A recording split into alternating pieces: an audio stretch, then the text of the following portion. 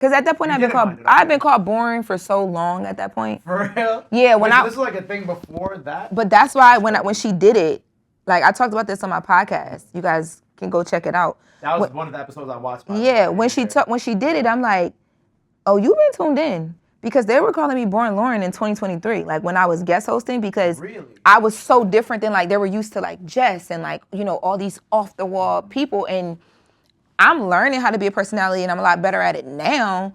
But like, I was just there like, okay, here's the story and let them do their thing. Like, so people would say I was boring.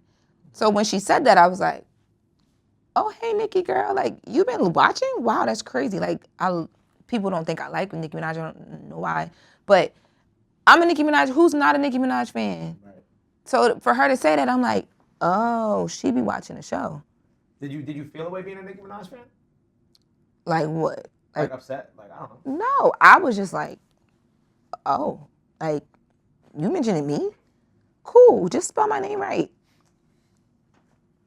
That was it. Because in case people, you know, they're going to screenshot this, put this in the blogs. Of course. Just spell my name right so the people know where to find me at. Because if they're trying to see how boring I am or I am not, I want them to know very easily how to get to me. Right. That was it. But no, I wasn't upset. The only thing I get upset about is the Nicki Minaj fans because... Yes, you did. I remember you mentioned that. You actually, I wrote it down. You said after a certain age, you should not be idolizing celebrities. These people be like 65 in my comments. 65? Or they look like it. Y'all, life has done a thing. Oh my God.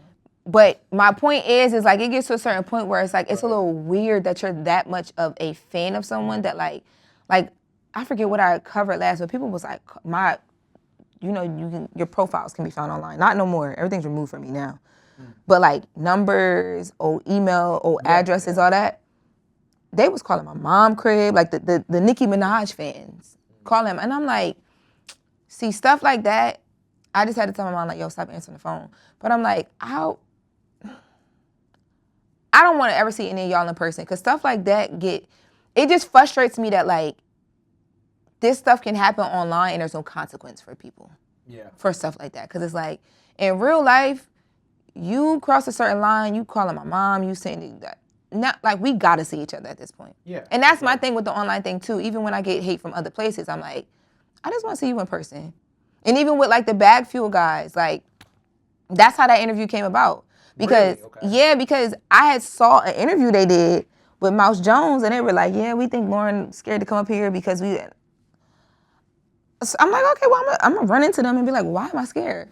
So I saw them at Angie's Summer Barbecue. I walked up and I'm like, yo, what's up? What am I scared of?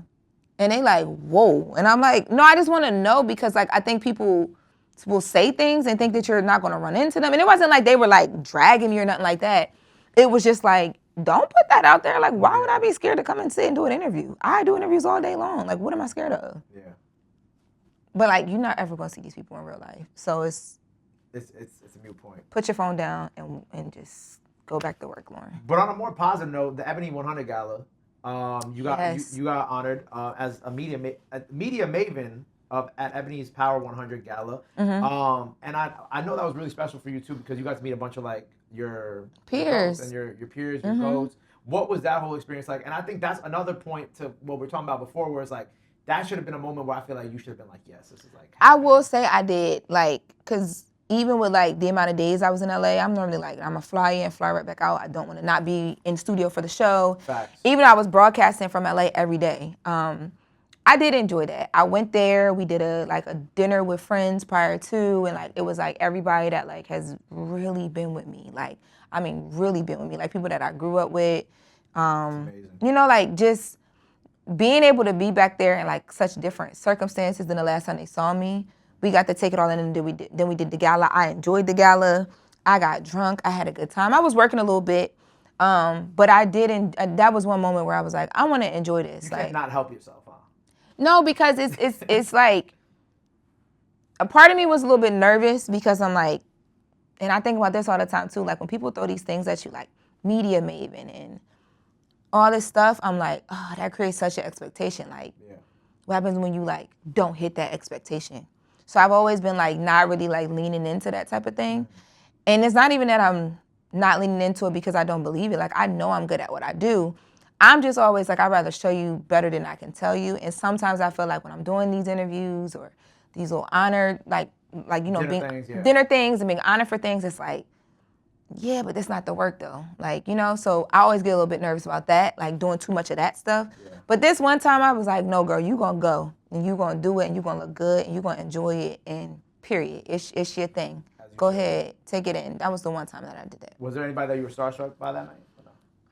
The Girlfriends cast. Anytime I ever see them, I'm like that. But to like, they were like standing in front of me. I didn't even know what this. Like I have a video I posted on my Instagram.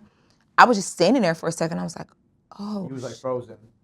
I wanted to be on that show. I wanted to be them. Like, you know? Yeah. And then their energy with each other is very like what you watch on the show. Like it's like but it's like a bunch of girlfriends linking up. It's a reflection of them. Yes. Yeah. So if you in the middle of that, after literally growing up on that and then rewatching it as an adult multiple times, you're like, yo, this is not happening. Iman, she was there. She received, I believe it was an Icon Award. I think I saw that on Twitter. Yeah, she was there. And like, you know, because my background is in modeling and the whole background story with like her being one of the faces I saw and being like, oh, I got to go to LA because Rihanna just modeled with her. That was like surreal for me.